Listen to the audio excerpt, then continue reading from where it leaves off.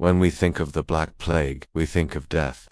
Mass graves, silent streets, entire families erased in weeks. Between 1347 and 1351, nearly half of Europe's population disappeared. Cities collapsed, kingdoms panicked, priests fled, doctors failed. The world, as people knew it, seemed to end.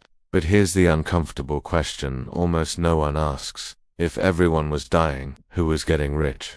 History often teaches us about victims and heroes, rarely about winners who profit from catastrophe. Yet beneath the horror of the Black Plague, something else was happening quietly, invisibly, and decisively.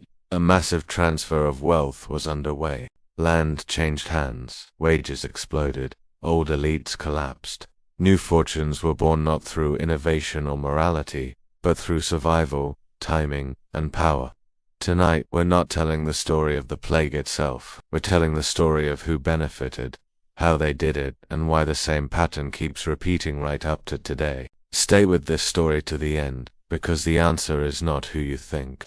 To understand who got rich during the Black Plague, we first need to understand who already owned everything before it. In the early 1300s, Europe was locked into a rigid economic system known as feudalism.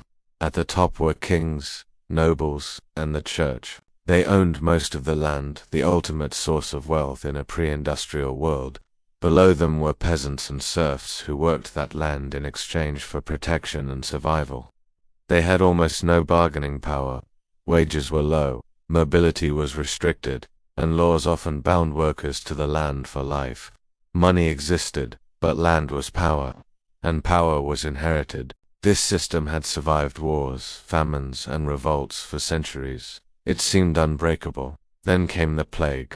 The Black Plague arrived in Europe around 1347, carried by trade ships moving along global commercial routes.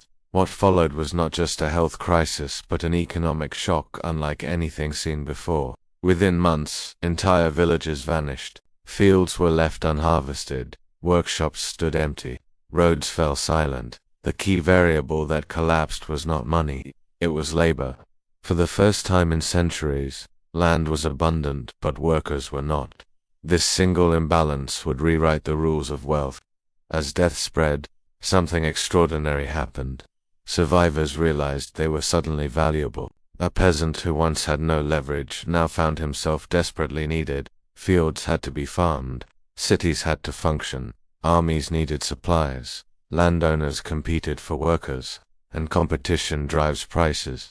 Wages began to rise, sometimes doubling, even tripling. Survivors demanded better food, shorter working hours, and payment in coin instead of obligation. For the first time, the laboring class had negotiating power. But here's the twist. While many workers improved their position, the truly massive fortunes were not made by laborers. They were made by those who could absorb collapse. Large landowners who survived. Not all nobles lost. Those who survived the plague and had reserves of cash were able to buy land at historic discounts. Entire estates were abandoned when families died out. Properties. 3. Merchants and urban elites in cities. Skilled artisans, traders, and merchants experienced something close to a boom. With fewer competitors and higher demand, prices rose. Trade routes eventually reopened. Survivors inherited workshops, tools, and businesses.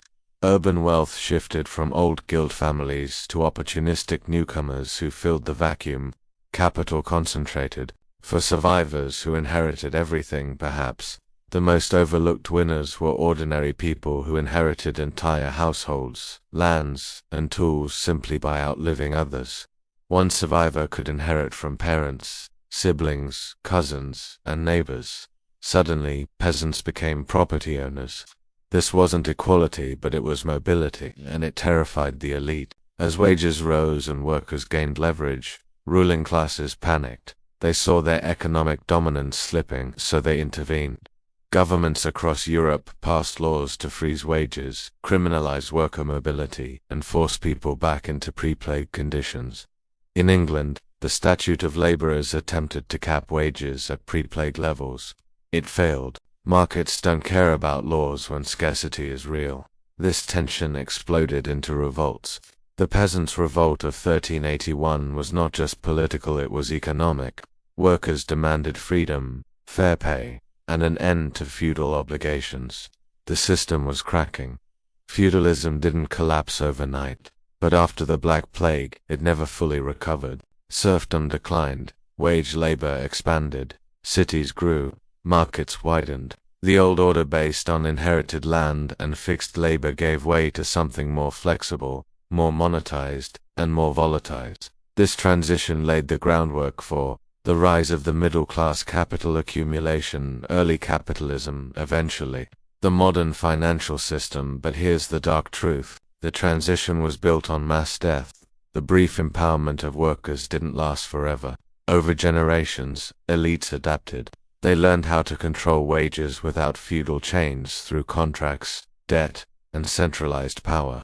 Land became capital, money became leverage.